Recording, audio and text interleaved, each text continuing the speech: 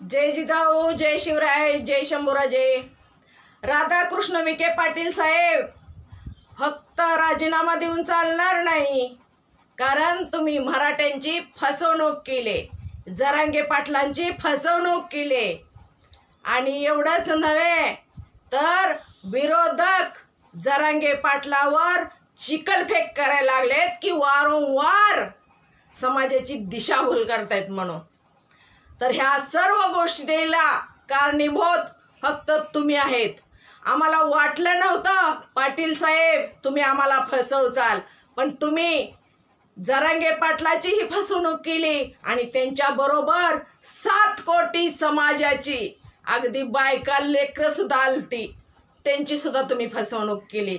त्यामुळं तुम्हाला फक्त राजीनामा देऊन चालणार नाही, तर आंतरवाली सराटीमध्ये येऊन जरांगे पाटलाची आणि मराठी समाजाची तुम्हाला माफी मागावं लागेल.